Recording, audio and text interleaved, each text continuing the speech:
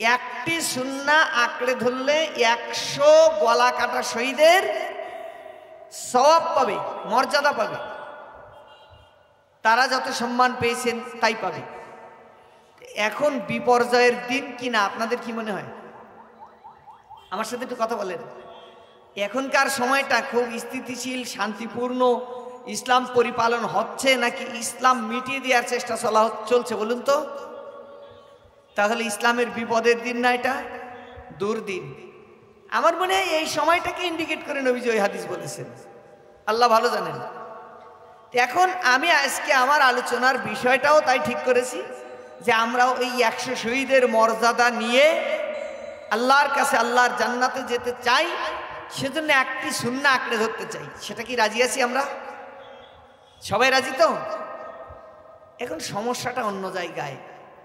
আমাদেরকে সুন্নাহ চেনাতে যে অনেক কিছু চেনানো হয়েছে, অনেক সুন্নাহ চেনানো হয়েছে, কিন্তু কোন সুন্নাহটি ভ্যালুয়েবল বেশি, কোনটার মর্যাদা, কোনটা আঁকড়ে ধরলে যে আমাদের আল্লাহ তাআলার নবীর ঘোষিত সেই পুরস্কার পাওয়া যাবে, সেটা আমরা কোনোদিন অ্যানালাইসিস করিনি, সেটা কোনোদিন আমরা সামনে আনার চেষ্টাও করিনি। আমি সেইটা একটু আপনাদের সামনে আজকে পেশ করতে চাই। এই যে হ্যামকো কোম্পানির একটা বিল্ডিং দেখছেন আপনারা, আমার এই বাম দিকে, আপনাদের ডান দিকে দেখছেন, এটা দেখতে পাচ্ছেন? মনে করেন এই বিল্ডিংটার জন্য শাটার, এর থাই গ্লাস, এর রড, একদম মনে করেন VRM gold cement, BSRM rod, ভালো দামের ইট, পিকেট, সিমেন্ট, বালি সব আনা হলো। কোম্পানি এটা আনলো, এখান দিয়ে টাল করে রাখলো। কিংবা ও পাশে যে একটা বিল্ডিং নির্মাণ হচ্ছে, ওই বিল্ডিংটার জন্য সব মাল সামানা এনে এখানে গাদি করে রাখলো, বাট বিল্ডিংটি বানালো না। 1 কোটি টাকার ইনস্ট্রুমেন্ট কিনলো, মালামাল কিনলো, 10-12 পদের আইটেমের মালামাল কিনলো, কিন্তু এগুলাকে এক করে বিল্ডিংটি তৈরি করলো না। 2 মাস, 3 মাস, 6 মাস, 1 বছর পরে এই রডে জং পড়ে নষ্ট হয়ে গেল, সিমেন্টগুলো ড্যাম হয়ে গেল, ইটগুলা চুরি হয়ে গেল, বাড়িগুলা ধুয়ে রাস্তায় মিশে গেল। আপনারা এই বিল্ডিং বানাতে মাল সামানা যিনি এনেছিলেন, ওই মালিককে বুদ্ধিমান বলবেন না বোকা? আমার সাথে একমাত্র সবাই?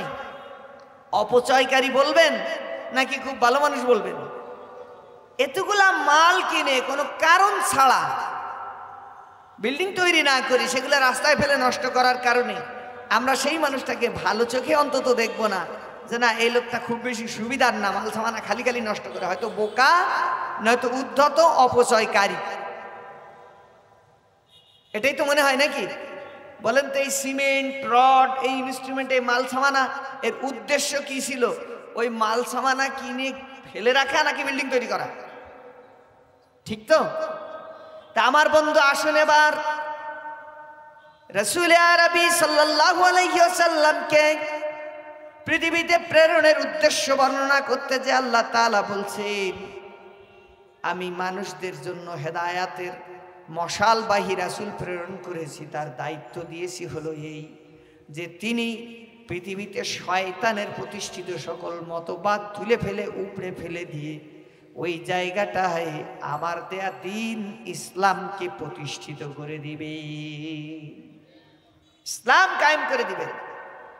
তাহলে নবী যে কাজ করেছেন সেটাকেই তো আমরা সুন্নাহ বলি নাকি? সুন্নাহ বলি আমরা কাকে?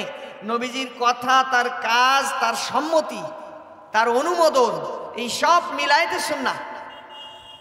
নবী যা বলেছেন, যা করেছেন, যা করার অনুমতি দিয়েছেন, এগুলো সব সুন্নাহ। আল্লাহ রাব্বুল আলামিন বলছেন, নবীর এই তাবৎ কাজের ভিতরে 1 নম্বরের কাজ, সেটা হলো দ্বীন বিজয় করা। যেমন এই শত ইনস্ট্রুমেন্ট কিনে এনে টার্গেট ছিল, মেইন কাজ হলো বিল্ডিং নির্মাণ করা, অবকাঠামো দাঁড় করিয়ে কমপ্লিট একটি বিল্ডিং নির্মাণ করা।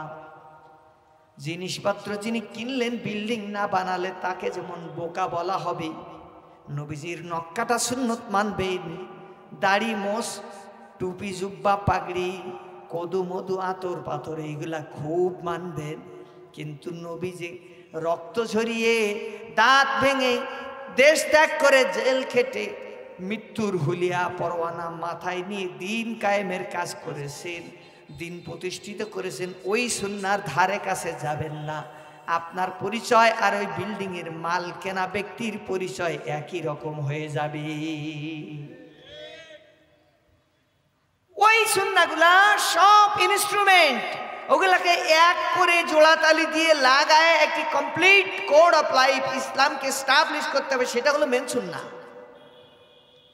আপনি তার ধারে কাছে নাই।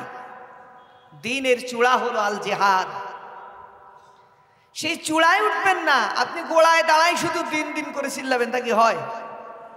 হয় না বন্ধু। তাই যেহেতু হয় না, সে তো আমাদেরকে নবী করিম সাল্লাল্লাহু আলাইহি ওয়াসাল্লামের ওই প্রধানতম সুন্নাহ লিইজহিরাহু আলাদ্দীন কুল্লি, মুশরিকদের রক্তচক্ষু উপেক্ষা করে নবীজির সেই সুন্নাহ, দিন কায়েমের সুন্নাহর পথে আমাদেরকে এগিয়ে আসতে হবে। আমরা কি সবাই তাতে রাজি আছি? সেখানে কিন্তু মুশরিকরা আমাদের বাধা দিবে, পদে পদে বাধা দিবে, প্রতি মুহূর্তে বাধা দিবে। নবীজিকে দিয়েছিল না? তো কথা বলেন, নবীজিকে দিয়েছিল বুদ্ধিভিত্তিক বাধা, শারীরিক নির্যাতন করে বাধা, সামাজিক বয়কটের মাধ্যমে বাধা, এমনকি নবীর কন্যাদেরকে ডিভোর্স দিয়ে বাপের বাড়ি পাঠিয়ে দেওয়ার মাধ্যমে বাধা। পানি খাওয়াতে হবে। আবু লাহাবের দুই ছেলে উতবা এবং উতাইবা, এই দুই ছেলের সাথে রাসূল সাল্লাল্লাহু আলাইহি ওয়াসাল্লামের দুই মেয়ের বিবাহ দেয়া ছিল। নবীজির তাওহীদের দাওয়াত শুনে আবু লাহাব ছেলেদেরকে বলল, আমার ছেলে পরিচয় বেঁচে থাকতে গেলে মুহাম্মাদের মেয়েদেরকে তালাক দিয়ে বাড়ি পাঠিয়ে দাও, নচেৎ তেজপুত্র করে দেব, সম্পদের উত্তরাধিকার থেকে বঞ্চিত করে দিব। তার উদ্দেশ্য ছিল কন্যাদায়গ্রস্ত পিতা বানানো নবীকে। যদি তালাক প্রাপ্তা মেয়ে পিতার ঘরে এসে ওঠে, সেই পিতার আর কোনো কাজ ভালো লাগে না, এই মেয়ে পাত্রস্থ না করতে পারলে তার ঘুম, তার খাওয়া দাওয়া সব আরাম হয়ে যায়। এখন সভ্য যুগে তাই হয়, তাহলে অন্ধকার যুগে কেমন ছিল সেটা আপনাকে বুঝে নিতে হবে। তাহলে এটা এক ধরনের বাধা। তো আমার বন্ধু, আল্লাহ রাব্বুল আলামিনের নবীর ওই বড় সুন্নাহ পালনের জন্য আপনাকে ময়দানে বীরের বেশে পদচারণা ঘটাতে হবে, চলাফেরা করতে হবে। নবী সাল্লাল্লাহু আলাইহি ওয়াসাল্লাম সেটাই আমাদেরকে শিখিয়েছেন। এ পথে যত বাধা আসে আল্লাহ রাব্বুল আলামিন বলে দিয়েছেন, নবী মুশরিকদের, মুনাফিকদের এই দুই শক্তির এই পথের বাধাকে আপনি ওভারলুক করবেন, আপনি ছেড়ে দিবেন। তাদের বাধায় আপনি মন ভাঙা হয়ে বসে থাকবেন না, কারণ ওরা এই রাস্তায় আপনাকে যত বাধা দেয়, এই বাধার মোকাবেলায় আপনি যদি আল্লাহর উপর ভরসা করতে পারেন, ওয়াতাওয়াক্কাল আলাল্লাহ, আল্লাহর উপর যদি ভরসা করতে পারেন, তাহলে সকল বাধা বিপত্তি উতরে আপনি আল্লাহর জমিনে আল্লাহর দ্বীন কায়েম করে দিতে পারবেন। ভরসার জন্য আল্লাহই সর্বোত্তম জায়গা, তার উপরে ভরসা করলেই যথেষ্ট, আর কারো উপর ভরসা করা লাগে না। সম্মানিত বন্ধুগণ, মুহাম্মদ রাসূলুল্লাহ সাল্লাল্লাহু আলাইহি ওয়াসাল্লাম আরব উপদ্বীপের বিভিন্ন জাতিগোষ্ঠীর কাছে বিভিন্ন সময়ে সহযোগিতার জন্য হাত বাড়িয়েছিলেন, এটা অনস্বীকার্য সত্য কথা। তার সাথীদেরকে তিনি আবিসিনিয়ায় হিজরত করে প্রেরণ করে দিয়েছিলেন, পাঠিয়ে দিয়েছিলেন মুশরিকদের অত্যাচার থেকে তাদেরকে সাময়িক নিরাপত্তার আশায়। আবিসিনিয়ায় গেলেন সাহাবায়ে কেরামদের একটি দল, 2 দফা আবিসিনিয়ায় মানে হাবশায় হিজরত করলেন সাহাবায়ে কেরাম। তার ইফেক্ট হলো কিছুদিন তারা নিরাপদে ছিলেন, কিন্তু ইসলাম কায়েম হয়নি। নাজাশী তাদেরকে সহযোগিতা করেছিলেন। আল্লাহর নবী এই দ্বীনের রাস্তায় সহযোগিতার জন্য বনু সাকিফে গিয়েছিলেন, তায়েফে। আবু তালিবের ইন্তেকালের পরে নবী সাল্লাল্লাহু আলাইহি ওয়াসাল্লাম তায়েফ যে তাদের লিডারদের সাথে ব্যক্তিগত যোগাযোগ করে বাড়ি বাড়ি যে চেষ্টা করেছিলেন তাদের সহযোগিতায় কুরাইশদের মোকাবেলায় ইসলামকে একটু বিজয়ী করবেন। তারা তাকে সহযোগিতা তো করেইনি, বরং তাকে নির্মম নির্যাতন করে বেহুশ করে দিয়েছিল। তার জন্য অপমানকর একটা পরিস্থিতি তারা তৈরি করেছিল। নির্যাতন নিষ্পেষণের এক পর্যায়ে আল্লাহর ফেরেশতা এসে নবীর কাছে অফার করেছিল যে আপনি দোয়া করুন যে আমি তাইফের দুই পাশের দুই পাহাড় তুলে ডলে এদেরকে ধ্বংস করে দিই। আল্লাহ নবী সবর করেছিলেন। তিনি যখন মানুষের সহযোগিতা থেকে ফিরে আসলেন, বিমুখ হলেন, নিরাশ হলেন যে না, সম্ভব না, আল্লাহ তাআলা তো সবসময় তাকে এ ব্যাপারে নিশ্চয়তা দিয়েছেন যে অতাওয়াক্কাল আলাল্লাহ, আল্লাহর প্রতি ভরসা রাখুন। আল্লাহ তাআলার নির্দেশনায় তিনি হিজরত করে মক্কা থেকে মদিনায় চলে গেলেন। মদিনায় যাওয়ার পরে মদিনার সব জাতিগোষ্ঠীকে এক করে একটি ইউনাইটেড ওয়েলফেয়ার স্টেট কায়েম করলেন, নাম দিলেন মদিনা আল মুনাওয়ারা। একটি সংবিধান তৈরি করলেন, 53টি ধারা বিশিষ্ট এই সংবিধান তৈরি করার পর তিনি রাষ্ট্রের রাষ্ট্রনায়ক হলেন, সেনাবাহিনী প্রধান হলেন, প্রধান বিচারপতি হলেন। আল্লাহ তাআলা তার পরবর্তী অল্প সময়ের ব্যবধানে ইসলামকে এই পৃথিবীতে প্রতিষ্ঠিত করে দিলেন। আপনি যদি মনে করেন যে রাজনীতি, অর্থনীতি, সমাজনীতি, দেশ চালনা, মেয়র ইলেকশন করা, সিটি কর্পোরেশনের কাউন্সিলর নির্বাচন করা, ভোটে অবতীর্ণ হওয়া, এসব হারাম কাজ, নাজায়েজ কাজ, দুনিয়াবি কাজ, তাহলে আপনি বোকার স্বর্গে বাস করবেন। মুহাম্মদ রাসূলুল্লাহ সাল্লাল্লাহু আলাইহি ওয়াসাল্লাম পলিটিক্যাল সায়েন্সে, রাষ্ট্রবিজ্ঞানে তিনি যে অবদান রেখেছেন, পৃথিবীর আর কোনো রাষ্ট্রনায়ক সে অবদান রাখতে পারেনি। তিনিই প্রতিষ্ঠা করেছিলেন গুড গভর্নেন্স, তিনিই প্রতিষ্ঠা করেছিলেন জাস্টিস।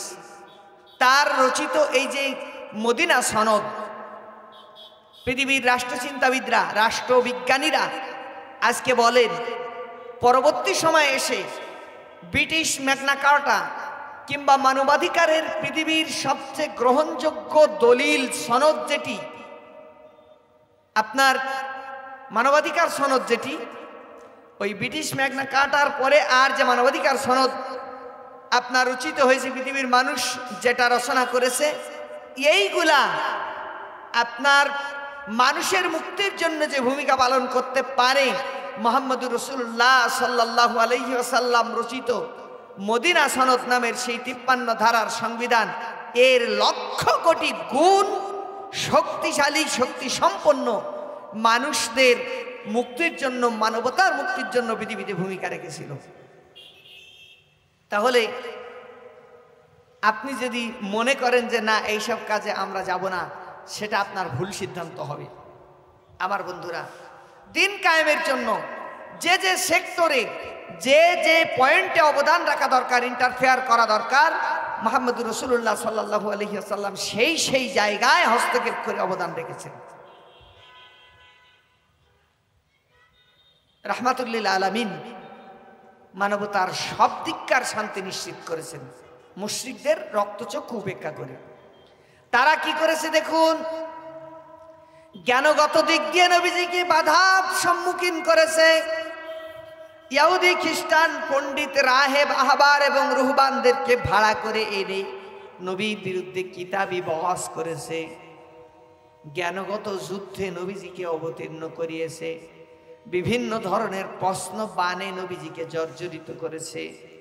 আল্লাহর নবীকে আল্লাহ তাআলা ইলমে ওহী দ্বারা সাহায্য করেছেন। ওহীর জ্ঞানের কাছে দুনিয়ার মানুষের জ্ঞান কোনোদিন টিকতে পারে না।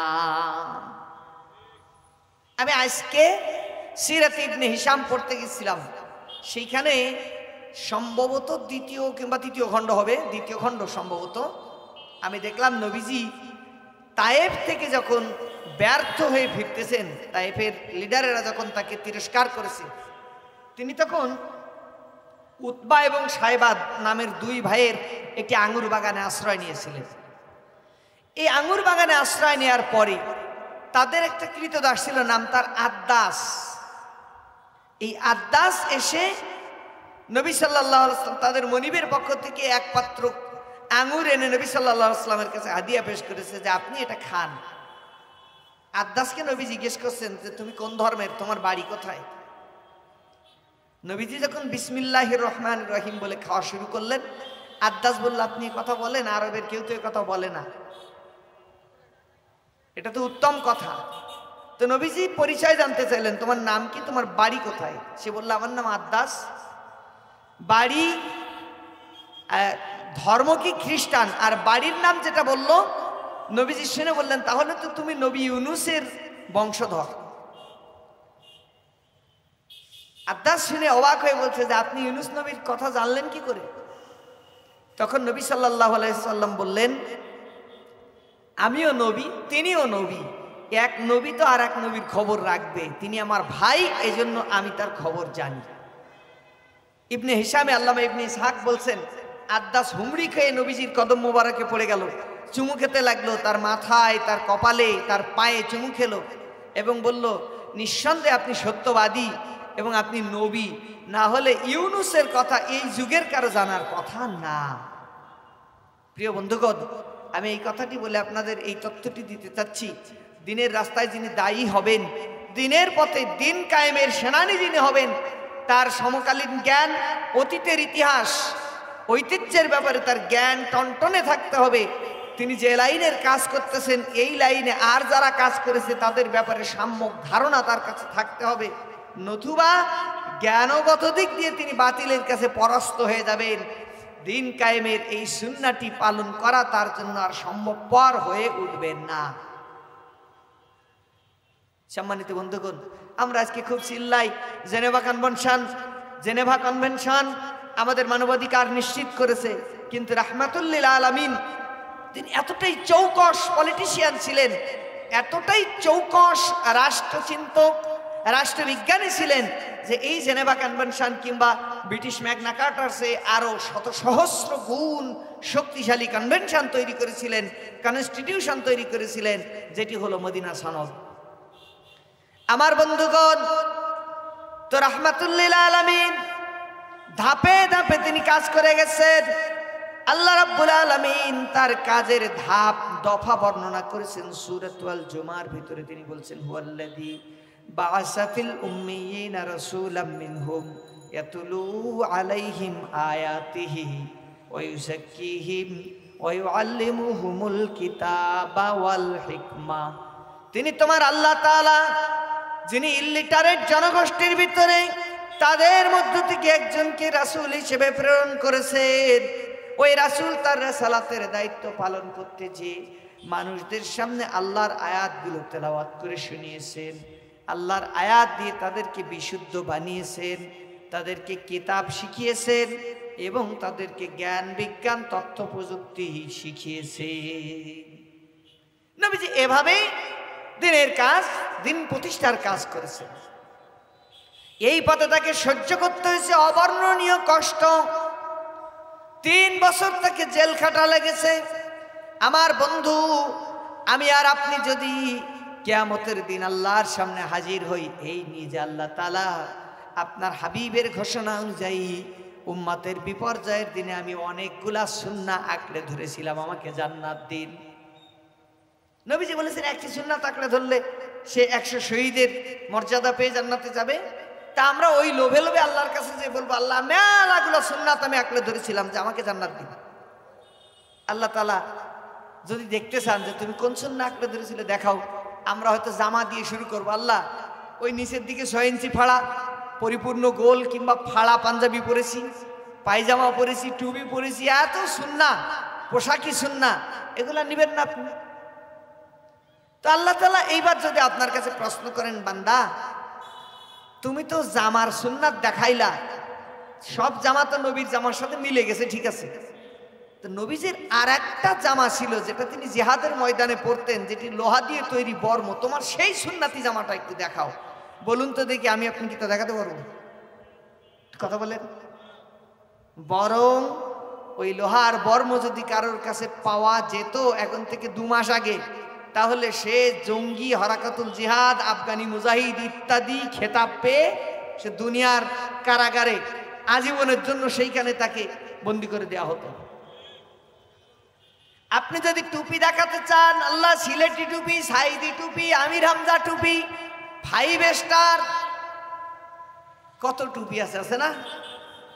এত এত টুপি আমি দেখাচ্ছি, আমি সব মেনেছি, সুন্নাহ হিসেবে এই টুপি পরেছি। আল্লাহ যদি প্রশ্ন করে, তাহলে আমার নবী উহুদের ময়দানে হেলমেট পরেছিলেন, হেলমেটের দুটো রড তার কপাল মোবারকে ঢুকে গেছিল, ব্লিডিং হয়েছিল। তোমার জিহাদের ময়দানের সেই শিরোনাস্ত্র, সেই হেলমেটের টুপিটা কই? সেই সুন্নাতি টুপিটা একটু দেখাও, বলুন দেখি আমরা কয়জন দেখাতে পারবো? পারবো? যারা মোটরসাইকেল চালায় ওরা একটা প্লাস্টিকের হেলমেট দেখাবো। এর বাহিরে দিন কায়েমের জন্য যে লোহার হেলমেট পরতে হয় জিহাদের ময়দানে দাঁড়ানোর জন্য, ওই সুন্নাহর কথা আমরা জানি না। কেউ যে হাজির হবে আল্লাহ তাআলা, নবীজি জেল কেটেছেন, আমিও জেল কেটেছিলাম, এইবারের এই সুন্নাতটা মিলে গেছে। আমি জাতির দুর্দিনে জেল খেটে নবীর জেল খাটা সুন্নাহ পালন করেছি, আপনি আমাকে সেই সুন্নাহর বদৌলতে জান্নাত দিন। আল্লাহ তাআলা আমলনামা দেখবেন যে হ্যাঁ বান্দা জেল খেটেছে, কিন্তু আল্লাহ তাআলা আলিমুম বিজাতিস সুদূর, তিনি তো আভ্যন্তরীণ সকল বিষয়টা জানেন। তিনি হঠাৎ বলে দিবেন, বান্দা আমার নবী শেবে আবি তালিবে জেল কেটেছিলেন দিন কায়েমের স্বার্থে, আর তুমি তো জেল কেটেছিলে খুলনা জেলখানায়, তুমি পৌঁছেছিলে। কারণ হলো ফুপুর জমি ফাঁকি দিয়েছিলে, ফুফাতো ভাইরা দেওয়ানি মামলা দিয়েছিল, তুমি অমুকের জমি দখল করেছিলে, ঘের দখল করেছিলে, তমুকের বাস পোড়াই দিয়েছিলে, বাড়ি পোড়াই দিয়েছিলে, এইরকম নাশকতার মামলা ছিল, ইত্যাদি ইত্যাদি কারণে তোমার বিরুদ্ধে মামলা হয়েছিল, চাঁদাবাজির মামলা, অমুক তমুক মামলা। সেই মামলায় জেল কেটেছিলে। তোমার জেল খাটা আর নবীর জেল খাটা তো এক হয় না, মেলে না। অতএব এই সুন্নাত দেখাই তুমি জান্নাতে যেতে পারবা না। অসুবিধা হয়ে যাবে কিনা কথা বলেন? আমাদের জেল খাটা তো আল্লাহর জন্য না, ব্যতিক্রম আছে, কিছু লোকের জেল খাটা আল্লাহর জন্য। আপনি দাঁতন দেখাবেন, আল্লাহ তাআলা এই দেখেন আমি দাঁত মেজেছি, নবী যেমন দাঁত মাজতেন এই দাঁতনের লাঠির বোঝা নিয়ে আসছি। আল্লাহ রাব্বুল আলামিন জানতে চাইবেন, বান্দা আমার নবীর হাতে যেমন দাঁতন শোভা পেত, জিহাদের ময়দানে জুলফিকার নামের তরবারি শোভা পেত,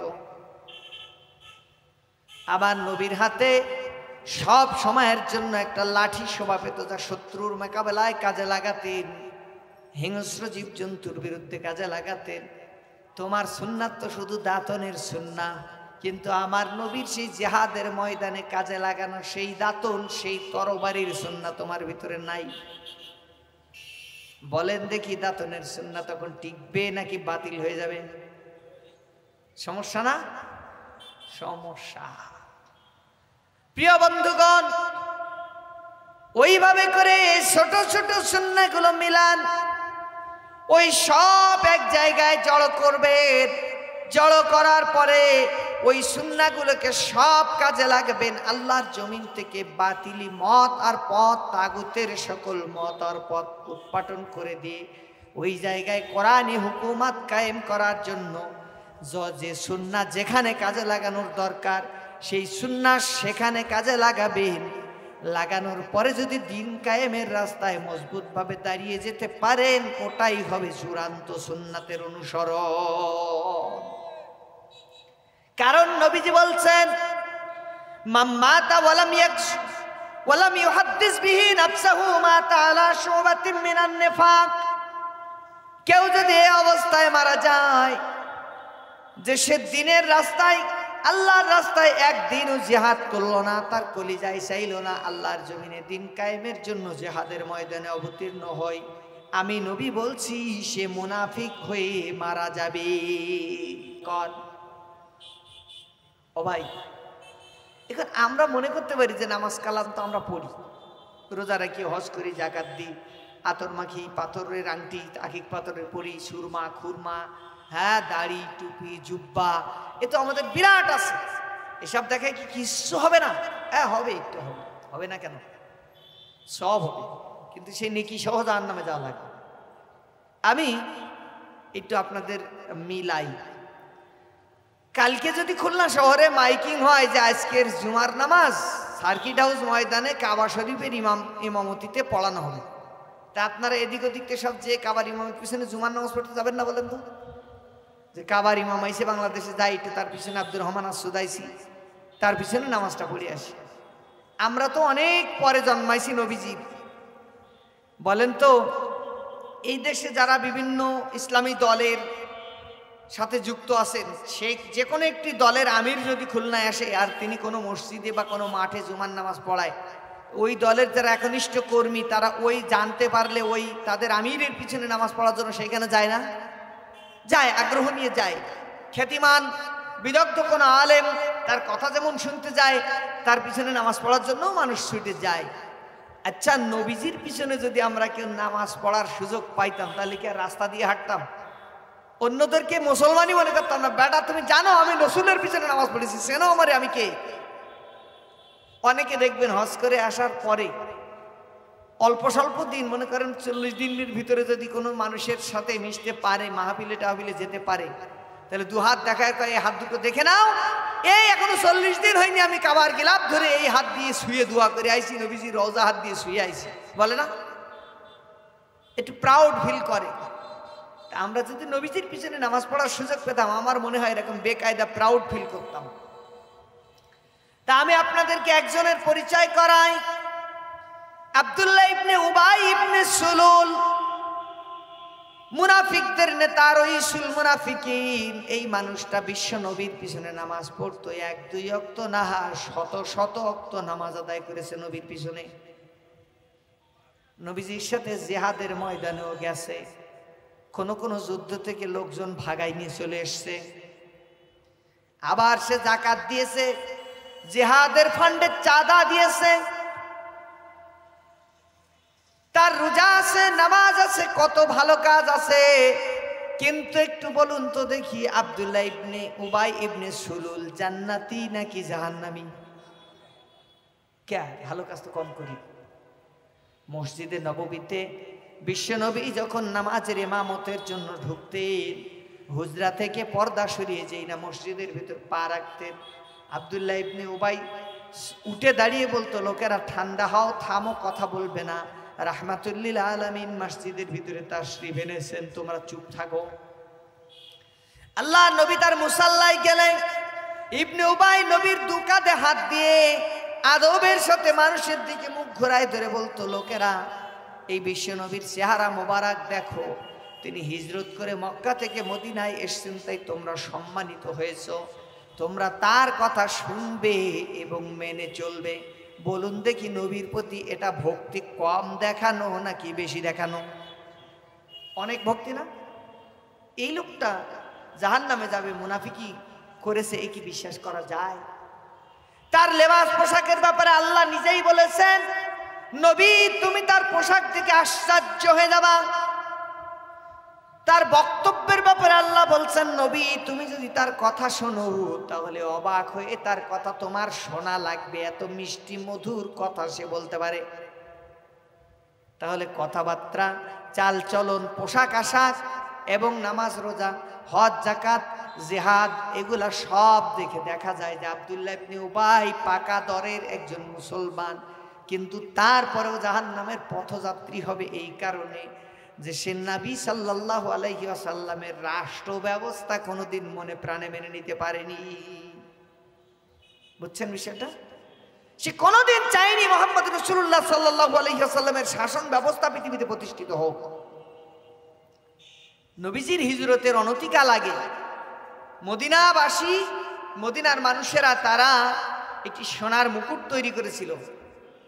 এই মুকুটটিকে তারা আব্দুল্লাহ ইবনে উবাইয়ের মাথায় পরাতে চেয়েছিল, তারা তাকে তাদের রাজা হিসেবে ঘোষণা দিতে চেয়েছিল।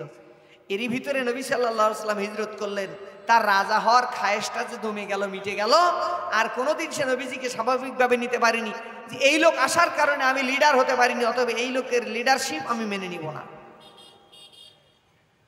এখন আপনি নামাজের ইমাম হিসেবে নবীকে মানেন, মেসাক করা নবী হিসেবে নবীকে মানেন, সুরমা তোর খুরমা হিসেবে নবীকে মানেন, সেদিকটা দিয়ে নবীকে মানেন, তাসবিহ তাহলিলের দিক দিয়ে নবীকে মানেন, জামা কাপড়ের দিক দিয়ে নবীকে মানেন, কিন্তু নবীর রেখে যাওয়ার রাষ্ট্র কাঠামো আপনি মানতে পারেন না, তাহলে আপনি ইবনে উবাইয়ের মতন মুসলমান হয়ে যাবেন। বলেন তো আমাদের কোর্ট কাছারি, আমাদের পার্লামেন্ট এ কি নবীর আদর্শ অনুযায়ী চলে? আপনাদের মনে হয় কি চলে? না। আল্লাহ রাব্বুল আলামিন ইবনে উবাইয়ের ব্যাপারে কঠোর ঘোষণা দিয়েছেন। তার আগে আর একটু কথা বলে নি। যারা দিবাস্বপ্ন দেখতেছেন যে বাহ্যিক সুন্নাতগুলো দিয়ে, এই আমলগত দিকগুলো দিয়ে জান্নাতে যেতে পারবো, তাদের ব্যাপারে বলি শোনেন। আব্দুল্লাহ ইবনে উবাইয়ের যখন মৃত্যুক্ষণ এগিয়ে আসলো, তার ছেলে বিশ্ব নবীর খুব কাছের সাহাবী, প্রিয় সাহাবী, তার নামও আব্দুল্লাহ ইবনে উবাইয়ের ছেলে। ইবনে উবাইয়ের ছেলে আব্দুল্লাহ নবীজিকে যে বলছেন, ইয়া রাসূলুল্লাহ, আব্বা ইন্তেকাল হয়েছেন, আপনার কাছে আমার কিছু দাবি আছে। জীবিত থাকতে আব্দুল্লাহ ইবনে উবাইয়ের ছেলে নবীজিকে একবার বলেছিলেন, ইয়া রাসূলুল্লাহ, আব্বা আপনাকে কষ্ট দেয়, মুনাফিকি করে, আমি জানি। আপনার কষ্ট আমি সহ্য করতে পারি না। আপনি যদি চান আমার আব্বাকে হত্যা করবেন, আমাকে নির্দেশ দিন, আমি নিজ হাতে আব্বাকে খুন করে দিব। আল্লাহর নবী বললেন, না, খবরদার, তুমি তা করবে না। তাহলে ইতিহাস লিখিত হবে যে মুহাম্মদ সাল্লাল্লাহু আলাইহি ওয়াসাল্লাম তার ক্ষমতার জন্য ছেলেদেরকে দিয়ে বাপ হত্যা করাইছিল। আমি এই কালো অধ্যায় তৈরি করতে চাই না, তুমি করবে না, তার ফয়সালা আল্লাহর উপর ছেড়ে দাও। ইবনে উবাই মারা যাওয়ার পরে তার ছেলে এসে বলছে, ইয়া রাসূলুল্লাহ, আব্বা মারা গেছেন, এখন তিনি তো পাপ করে মারা গেছেন, ছেলে হিসেবে আমার দায়িত্ব আছে তার নাজাতের জন্য দোয়া করা এবং তিনি যাতে মুক্তি পেতে পারেন সেরকম কিছু পদ্ধতি ব্যবহার করা। তা আপনার কাছে আমার কিছু দাবি আছে। নবীজি বললেন, বলো কি দাবি? প্রথম দাবি হলো আপনি আপনার গায়ের ব্যবহৃত একটা চাদর দিবেন, যে চাদর দিয়ে আমি আব্বাকে কাফন দিব। আমরা যারা হজ করেছি, এহরামের কাপড় সব পলিথিনে এয়ারটাইট করে গুছায় রাখে, ছেলেপিলের বলে আমি মরে গেলে এই দিয়ে আমার কাফন দিস। মনে মনে ইয়াকিন যে এহরামের কাপড় পরে যদি কবরে নামি, তার আর ফেরেশতারা গোরাজাব দেবে না। অনেকে পলিথিনে করে মাটি নিয়ে আসে মক্কা মদিনা থেকে, আত্মীয় স্বজন মারা গেলে সুরমার মতন এক টিপ নিয়ে কবরে ছিটাই দেয়, মনে করে এই এরাদা যে মক্কা মদিনার মাটিতে মনে হয় গোরাজাব মাফ হয়ে যাবে। তাইলে তো মক্কা মদিনায় যে কাফের মরে কবর হয়েছে ওরা তো সব গোরাজাব পাবে না। আচ্ছা ভাই বলেন, মক্কা মদিনায় নবীজির পদচারণা আছে বলে আমাদের ইয়াকিন যদি ওই পর্যায়ে পৌঁছায় যে সেই মাটি কবরে ছিটালে গোরাজাব হবে না, তাহলে নবী যদি কারো কবরে শুয়ে একটু গড়াগড়ি দেয়, তাহলে তার কি আর গোরাজাব হয়? কথা বলেন নাকি? হওয়ার তো কথা না আমাদের ইয়াকিন অনুযায়ী। আব্দুল্লাহ ইবনে উবাই বললেন, ইয়া রাসূলুল্লাহ, আমি শুনেছি আপনি আপনার প্রিয়তমা স্ত্রী খাদিজাতুল কুবরার কবরে শুয়ে গড়াগড়ি দিয়েছেন, আপনার চাচি উম্মুল খায়ের ফাতেমা আবু তালিবের স্ত্রীর কবরে শুয়ে গড়াগড়ি দিয়েছেন, তাদের জন্য দোয়া করেছেন। আল্লাহ, আমি আমার এই প্রিয়জনদের কবরে শুইলাম, আমার শরীরের ছোঁয়া লাগালাম, এর ওসিলায় তাদের কবরের জীবনটাকে আপনি সুন্দর করে দিয়েন। আমি এটা শুনেছি, আপনার কাছে আমার মিনতি, আমার আব্বার কবর খোঁচার পরে আপনি তাতে শুয়ে একটু গড়াগড়ি দিবে। দেখছেন আবদার? আল্লাহ নবী বললেন, কবর খোঁচা হলে আমাকে খবর দিও। নবীজির চাদর দিয়ে তার কাফন দেওয়া হলো। কফিনের মাথা যখন মুড়িয়ে বাঁধবেন, আব্দুল্লাহ ইবনে উবাইয়ের ছেলে বলছে, ইয়া রাসূলুল্লাহ, আর একটা দাবি আছে। কয়, কি দাবি? কয়, আমার আব্বার মুখ ফাঁক করে তার মুখের ভিতরে আপনার পবিত্র থুতু একটু ফেলাবেন, যাতে আপনার থুতুর উপস্থিতি টের পেয়ে ফেরেশতারা আব্বার আর কষ্ট না দেয়। ছেলে হিসেবে আপ্রাণ চেষ্টা। আল্লাহ নবী তাও করলেন। আব্দুল্লাহ ইবনে উবাইয়ের মুখের ভিতরে নবীর থুতু, আব্দুল্লাহ ইবনে উবাইয়ের গায়ে নবীর ব্যবহৃত চাদর, আব্দুল্লাহ ইবনে উবাইয়ের কবরে নবীর দেহের ছোঁয়া। তাহলে এইবার জান্নাতে যাওয়ার একটা রাস্তা ক্লিয়ার হয়ে গেল না? আমরা যেসব সুন্নাহ মানি এর থেকে উন্নত মানের সুন্নাহ কিনা ওগুলা? বোঝেননি বিষয়টা? কিন্তু চূড়ায় যে সুন্নাহ, একামতে দিনের যে সুন্নাহ, এইটা ইবনে উবাই পছন্দ করেনি, মানিনি, সেই কারণে সব সুন্নাত আল্লাহ তাআলা নষ্ট করে দিয়েছেন। নবীজি ইবনে উবাইয়ের জানাজার জন্য রেডি হয়েছেন।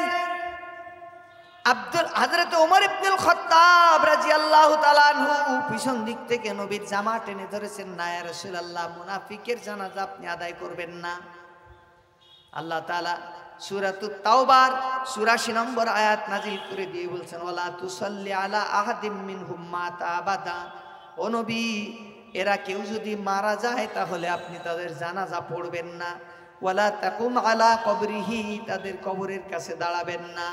ইন্নাহুম কাফারু বিল্লাহি ওয়া রাসূলিহি, তাদের অপরাধ হলো তারা আল্লাহর সাথে কুফরি করেছে এবং তার রাসূলের সাথে কুফরি করেছে। আল্লাহর সাথে কুফরি করা, রাসূলের সাথে কুফরি করা ব্যক্তিরা লেবাস পোশাকে যত জুব্বা, হিজাব, তসবিহ, জায়নামাজ, তাহাজ্জুদের নামাজ, মসজিদ, মাদ্রাসা যাই বানাক না কেন আল্লাহ তাআলা বলতে সব বাতিল। সব কি বলেন? আমার দেশে অনেক মডেল মসজিদ হয়েছে না, আমার খুলনা আলিয়া মাদ্রাসায় মডেল মসজিদ, ওই বিভাগীয় কমিশনারের অফিসের পাশে মডেল মসজিদ হচ্ছে। আমাদের বিগত প্রাইম মিনিস্টার বলতেন যে এগুলা সব বানাইছি, আর এই দেখে আমাদের কফিলউদ্দিন সালেহী বললেন যে আপনি তো জান্নাতে আমনেই চলে গেছেন। টিকিট মাস্টার বোঝেননি? টিকিট দিয়ে দিস আপনি জান্নাতে যাবেন। বাইরে মসজিদ কি জন্য বানায়? নামাজ পড়ার জন্য নাকি মিটিং করার জন্য? কথা বলেন। মিটিং ওর দ্বিতীয় কাজ, কিন্তু প্রধান কাজ কি বলেন? নামাজ। তো নামাজ তো একজন পড়াবে নাকি, আর বাকিরা পড়বে, ইমাম এবং মুক্তাদি, মুসাল্লি, তাই তো? দেখুন উনি মসজিদ বানাইছে অনেক, আর মসজিদের গেটে পাহারাদার দিয়েছে পুলিশ, যে বেটা নামাজ পড়াতে যাবে ওর হাত ধরে অ্যারেস্ট করে চুরি পড়ায় জেলখানা নিয়ে যাবা। তাহলে নামাজ পড়াবে কে? এখন মুসল্লিরা যদি ইমাম ঠিক করে নামাজ পড়ে, তাহলে এবার পুলিশ দাঁড় করাইছে যে দেখবা প্রতিদিন 5 ওয়াক্ত নিয়মিত কারা জানা যায়, এই জামাতে যায়, তারা জামাতের লোক, শিবিরের লোক, ওদেরকে ধরে অ্যারেস্ট করবা। আপনাদের হয়তো অবিশ্বাস হতে পারে, কালকে যেই মিলে আসবেন কোয়ে বাজারে, আমার আবু জাফর ভাই আছে, নার্সারির মালিক, ওর কাছে হরিণটানা থানার দারোগা যে বলতো যে আপনি 10 জনের তালিকা দেন, অ্যারেস্ট করতে হবে রূপসা ব্রিজ উড়ানোর মামলায়। তো ও বলতো যে আমার কাছে আর ওরকম লোক নাই, কারণ যারা জামাত শিবির করে সব জেলখানায়। দারোগা তাকে বুদ্ধি দিচ্ছে যে নিয়মিত জামাতে যায় নামাজে এমন লোকের তালিকা দেন 10 জন। ও বলছে কাগজ কলম নেন, নিচে তা লেখেন। তা জি লিখি, বলেন। কয় মোহাম্মদ আবু জাফর। সেই কে? কয় আমি। আপনারা তো নিব না। আমি সালা সাহস করে এই ব্যবসায়ীদের ভিতর থেকে আর কেউ 5 ওয়াক্ত নামাজ জামাতে যায় না। এখন 5 ওয়াক্ত নিয়মিত মুসল্লি যদি জামাত শিবির বানায় জেলে নিতে হয়, তো আমারই নিতে হবে। বোঝেননি বিষয়টা?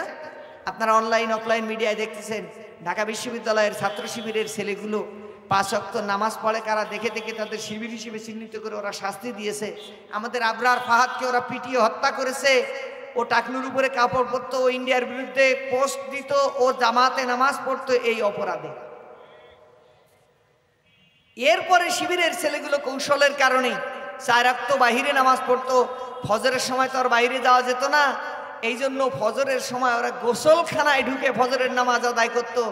কারণ রুমে নামাজ আদায় করলে বা মসজিদে গেলে ছাত্রলীগের সোনার ছেলেরা ওদের শিবির হিসেবে চিহ্নিত করে পিটায় হত্যা করবে। তাহলে তোমরা মডেল মসজিদ বানাইছো, বেহেশতে যাবা, আর সেই মসজিদে নামাজ পড়তে গেলে তাকে পিটায় জামাত শিবির বানায় জাহান্নামে পাঠানোর নিয়ত করবা, মানে ওদের দৃষ্টিতে জাহান্নাম। তাহলে তোমরা আব্দুল্লাহ ইবনে উবাই ছাড়া তোমরা কেমনে রাবে অবস্থি হওয়ার দাবি করো? বোঝেননি বিষয়টা? তা আল্লাহ রাব্বুল আলামিন বলছেন, নবী এই চরিত্রের মসজিদ নির্মাতারা, ওরা কিন্তু মুনাফিকরাও মসজিদ একটা বানিয়েছিল কুবা মসজিদের মোকাবেলায়, মসজিদে জেরার। আল্লাহ তাআলা নবীকে দিয়ে তা ভাঙ্গাই দিয়েছিলেন, মুনাফিকদের মসজিদ। তো এখন আল্লাহ রাব্বুল আলামিন বলছেন, নবী ওরা আল্লাহর সাথে কুফরি করেছে, নবীর সাথে কুফরি করেছে। ওরা দেখতে শুনতে ডাইনামিক যত মুসলিম হোক না কেন, ওরা ইসলামী হুকুমাত চায় না, ওরা চায় 2-4টা চটকদার আমল দিয়ে মানুষদেরকে ভুলায় রাখতে, লেবেল দিয়ে, পোশাক আশাক দিয়ে, ইসলামের আবরণে মুড়িয়ে দিয়ে মানুষদেরকে খুশি রেখে ওরা পার্লামেন্ট চালাতে চায় শিরকি কুফরি মতবাদ দিয়ে, ইবলিশ শয়তানের মতবাদ দিয়ে, ইন্ডিয়ার মতবাদ দিয়ে, মার্কস বাদ দিয়ে, লেলিন বাদ দিয়ে, রুশ মতবাদ দিয়ে রাষ্ট্র চালাতে চায়। রাষ্ট্রীয় আইন সংশোধনের ক্ষেত্রে ওরা বলে না, সার্বভৌমত্বের মালিক আল্লাহ তাআলা, এটা সংবিধানে লেখা যাবে না। সকল ক্ষমতার উৎস আল্লাহ তাআলা, এইটা সংবিধানে থাকার অপরাধে বা জামাত ইসলামের নিবন্ধন বাতিল হয়েছে, তা কি আপনারা জানেন? এই দেশে যারা ইসলামী দল করে, যারা নিজেদেরকে ইসলামের ঠিকাদার মনে করে তাদের জন্য আমার আফসোস হয় যে জামাত ইসলামীর সংবিধানে এই কথাটা ছিল যে সার্বভৌমত্বের মালিক, সর্বময় ক্ষমতার মালিক আল্লাহ তাআলা। এই অপরাধে তাদের নিবন্ধনই বাতিল। তাহলে তোমরা কি লিখছো? নিশ্চয় এর উল্টো কিছু লিখছো, নাহলে তোমাদের গুলো তো টিকার কথা না। আমার বন্ধু, তো আল্লাহ তাআলা বলছেন নবী মানুষের চোখে ধরা না পড়ুক, ওদের রাডারে ধরা না পড়ুক, কিন্তু আমি আল্লাহ তাআলা জানি আব্দুল্লাহ ইবনে উবাই মার্কার লেবাসধারী যারা, ওরা মুনাফিক, ওরা কাফির, ওরা আল্লাহর সাথে কুফরি করে, রেসালাতের সাথে কুফরি করে। অতএব ওদের জানাজায় তুমি যাবে না, ওদের কবরটা পর্যন্ত তুমি জিয়ারাত করবে না। আর একটু আল্লাহ তাআলা বলছেন ওমাতু অহুম ফাসিকুন, মৃত্যুর আগ মুহূর্ত পর্যন্ত ওরা পাপ করেছে, অপরাধ করেছে। এদেশে আদর্শিক এবং রাজনৈতিক মৃত্যু হয়েছে আওয়ামী লীগ এবং শেখ হাসিনার। মৃত্যুর 30 মিনিট আগেও, মানে পালানোর 30 মিনিট আগেও সেনাবাহিনীকে সে মানুষ খুনের অর্ডার দিয়েছিল। মানুষ হত্যার অর্ডার দেওয়াটা ফাসিকি কাজ না সুন্নাতি কাজ? আল্লাহ তাআলা বলছেন এই যে শেষ মুহূর্ত পর্যন্ত আমৃত্যু সে মানবতার বিরুদ্ধে কাজ করে গেছে, এদের জানাজা পড়তে যেও না নবী। আল্লাহ তাআলা আরো বলছেন ইস্তাগফিরু লাহুম আও লা তাস্তাগফিরু লাহুম ইন তাস্তাগফিরু লাহুম ৭০ মাররাতান ফালাইয়াগফিরাল্লাহু লাহুম। ও নবী, তাদের জন্য তুমি ক্ষমা চাও আর না চাও, তাদের জন্য ৭০ বারও যদি তুমি ক্ষমা চাও, আমি আল্লাহ তাআলা তাদেরকে ক্ষমা করব না। সম্মানিত হাজিরিন, আপনাকে বুঝতে হবে নবী যে কাজটা করতে যে জীবন বাজি রেখেছেন, মার খেয়েছেন, দেশ ছেড়েছেন, জেল খেটেছেন, সেই কাজটা হলো আল্লাহর জমিনে আল্লাহর দিন কায়েম। সুন্নাহগুলির ভিতরে সব থেকে বড় সুন্নাহ হলো ওইটা। আপনার জীবনে যদি ওইটা অনুপস্থিত থাকে, আর যত সুন্নাত আছে এগুলো আপনাকে চকচকে ঝকঝকে করে মানুষের দৃষ্টিনন্দন বানিয়ে রাখবে মানুষের কাছে, কিন্তু আপনি আব্দুল্লাহ ইবনে উবাইয়ের মতো আপনাকে জান্নাতের পথযাত্রী হওয়া লাগবে। এখন আমরা লেবাস সর্বস্ব সুন্নাতওয়ালা হব, নাকি টেকসই সুন্নাতওয়ালা দিন কায়েমের কর্মী হয়ে জান্নাতের দিকে যাওয়ার সুন্নাতওয়ালা হব? একটু শক্তি দিয়ে বলেন তো সবাই। টেকসই, টেকসই। তো আল্লাহর নবী সে বিষয়টা আমাদের নিশ্চিত করে বলে দিয়েছেন, তোমরা যদি আল্লাহর রাস্তায় দিন কায়েমের স্বপ্ন না দেখো, এই পথে যদি জিহাদ করার যে নির্দেশনা আল্লাহ তাআলা দিয়েছেন, এই জিহাদের কাফেলায় শামিল না হয়ে যাও, দ্বীনি আন্দোলনে যদি শামিল না হয়ে যাও, তাহলে তোমাকে মুনাফিক হয়ে মরা লাগবে। জীবনের কত বছর কাটিয়ে দিলেন, কত জমজমের পানি খেলেন, কত মধু সুন্নাহ পালনের জন্য খেলেন, কত পরের বাড়ি দাওয়াত খেয়ে মিষ্টি খাওয়া সুন্নাহ পালন করলেন, কত সুরমা লাগালেন চোখে, কিন্তু কোনোদিন স্বপ্ন দেখলেন না যে এই ৫৬,০০০ বর্গ মাইল আল্লাহর এই জমিন আল্লাহর কোরআন দিয়ে, রাসূলের সুন্নাহ দিয়ে পরিচালনা করব, পরিচালিত হোক, একটি ইসলামী সরকার কাঠামো এখানে কায়েম করব। এই স্বপ্নটি দেখলেন না। আপনার ওই সুন্নাতগুলো মূল্যহীন সুন্নাহ। আচ্ছা ঠিক আছে, আচ্ছা ঠিক আছে, আমার কথা বুঝতে পেরেছেন?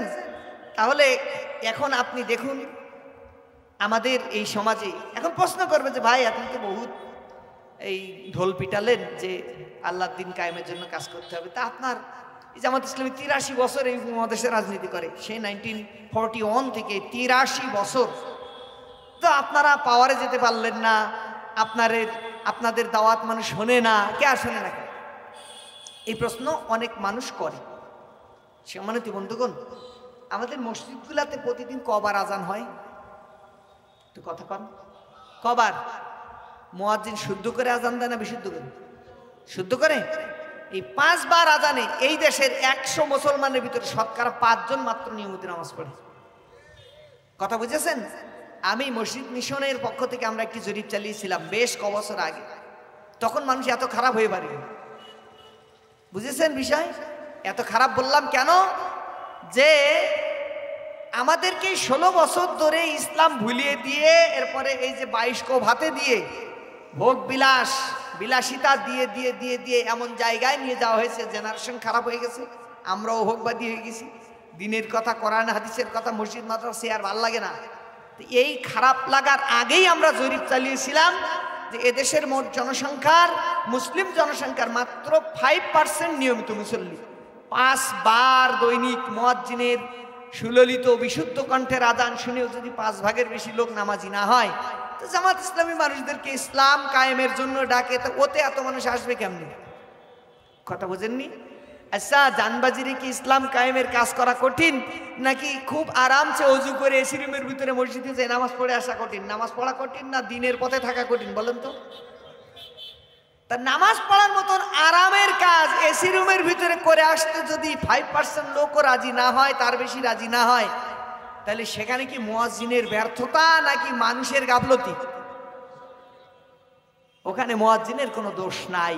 জামাত ইসলামী আপনাকে কল্যাণ রাষ্ট্র গঠনের দিকে ডাকে, আপনাকে একামতে দিনের কাজ করার জন্য ডাকে। আপনি না আসলে সেটা আপনার ব্যর্থতা, এটা জামাত ইসলামীর ভুল বা ব্যর্থতা না। কিন্তু একদল মৌলবী আপনাকে বলবে যে আরে ওদের আকীদা খারাপ, ওরা লোক খারাপ, নাহলে এত বললে তো মানুষ যায় না কে? ওই কথাই কি আর কান দিবেন? না, শুধু এটা কম্পেয়ার করবেন 5 ওয়াক্ত নামাজে যেমন মানুষ আসতেছে না, মুয়াজ্জিনের বিশুদ্ধ আকীদা সহি আকীদাওয়ালা মুয়াজ্জিনের দাওয়াতেও মানুষ আসতেছে না, তাহলে আমরা যারা আছি আমাদের ভুল ত্রুটি থাকলেও থাকতে পারে, আছে ভুল আছে মানুষ হিসেবে, আমাদের দাওয়াতে এই কঠিন পথে মানুষ আসবে না, এটাই হলো ইউনিভার্সাল ট্রুথ। ইকোসিস্টেম এটা পৃথিবীর আদিকাল থেকে হয়ে আসতেছে যে হকের দিকে ডাক দিলে মানুষ পিঠ দেখাবে। সকল পয়গম্বরগণকে মানুষ, তাদের সাথে মানুষ এই আচরণ করেছে। প্রিয় বন্ধুগণ, আমি আমার সময় ইতিমধ্যে শেষ করে ফেলেছি। শুধু আপনাদেরকে এই দাওয়াতটা আবার দিব, দিন কায়েমের এই রাস্তায়, এই কঠিন পথে, এই রক্তপিচ্ছিল পথে যদি আপনি পথযাত্রী না হন, তাহলে ইসলামের চূড়ায় আরোহণ করা আপনার দ্বারা হবে না। জিহাদ ফি সাবিলিল্লাহ যদি আপনার মনে বাসনা না জাগে, আচ্ছা, তাহলে আপনি জান্নাতের দিকে যেতে পারবেন না। আল্লাহ রাব্বুল আলামিন জিহাদের ময়দানে রক্তরাঙ্গা ওই পথেই জান্নাত রেখেছেন, শাহাদাতের মৃত্যু রেখেছেন ওই পথে।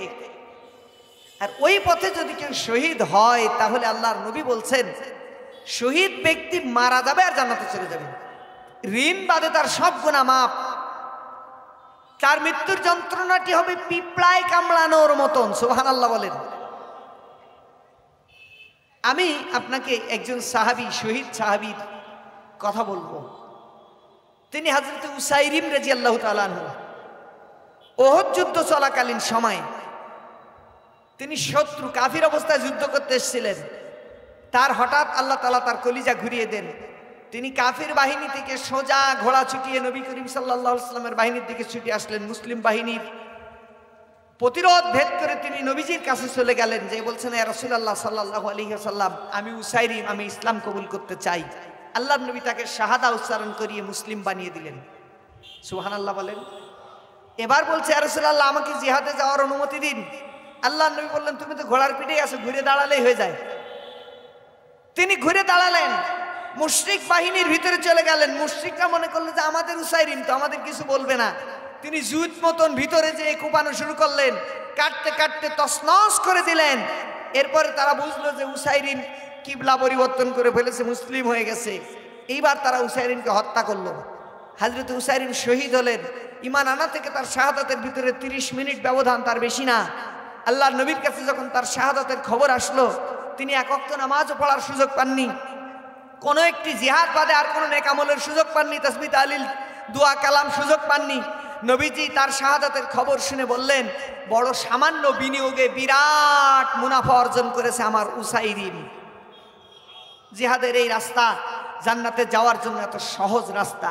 আল্লাহ রাব্বুল আলামিন বলে দিয়েছেন, ওয়ালা তাহসাবান্নাল্লাযীনা কুতিলু ফী সাবিলিল্লাহি আমওয়াত বাল আহইয়াউন ইনদা রাব্বিহিম ইরযাকুন।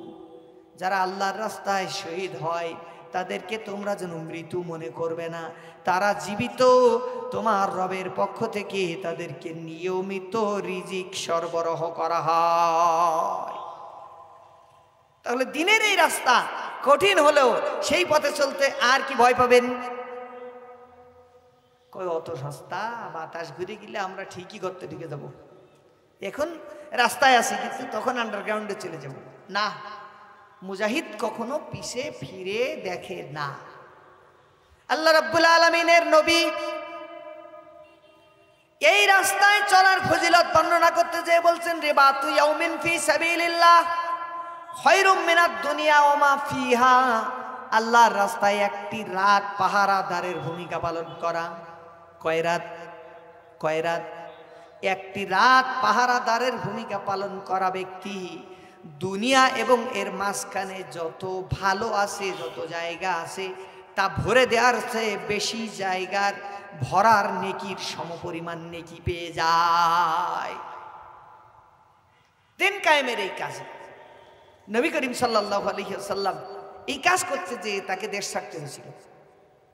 আল্লাহ রাব্বুল আলামিন সূরাতুত তাওবার ভিতরে বলছেন, ইল্লা তানসুরুহু ফাকাদ নাসারাহুল্লাহ ইদ আখরাজাহুল্লাযীনা কাফারু সানিয়া ইসনাইন ইদ হুমা ফিল গার ইদ ইয়াকুলু লিসাহিবিহি লা তাহজান ইন্নাল্লাহা মা'ানা। সুবহানাল্লাহ বলেন। দিনের রাস্তার এই মহানায়ককে তোমরা যদি সাহায্য না করো তো কি হয়েছে? আল্লাহ রাব্বুল আলামিন তাকে সাহায্য করেছেন দুর্দিনে, দুঃসময়ে। মক্কার কাফেররা যখন তাকে বের করে দিল, তিনি দুজনের ভিতরে দ্বিতীয় জন। যখন গুহার ভিতরে আশ্রয় নিলেন, তিনি তার সঙ্গীকে বললেন, চিন্তা করো না, আল্লাহ আমাদের সাথে আছে। সুবহানাল্লাহ বলে। দিনের পথে চলতে যে আপনার সাথে কেউ সাপোর্টিং হিসেবে না থাকলেও একলা চলবেন, তবু আল্লাহর দিনের রাস্তা অবিচল অটল থাকবেন। সেটা হবে লিইজহিরাহু আলাদ-দীনি কুল্লিহি, তাম মতবাদের উপর দিন বিজয়ী করার কাজে সক্রিয় উপস্থিতি, সক্রিয় অংশগ্রহণ। সেটাই হবে আমার আপনার নাজাতের কারণ। আল্লাহ তাআলা সেই রাস্তায় জীবনের সর্বোচ্চ ত্যাগের বিনিময়ে আমাদের টিকে থাকার তৌফিক দান করুক। সকল সুন্নাতের ভিতরে শ্রেষ্ঠ সুন্নাত দিন কায়েম করার, কাজ করার এই সুন্নাহ আঁকড়ে ধরে আমাদের কবরে যাওয়ার তৌফিক দান করুন।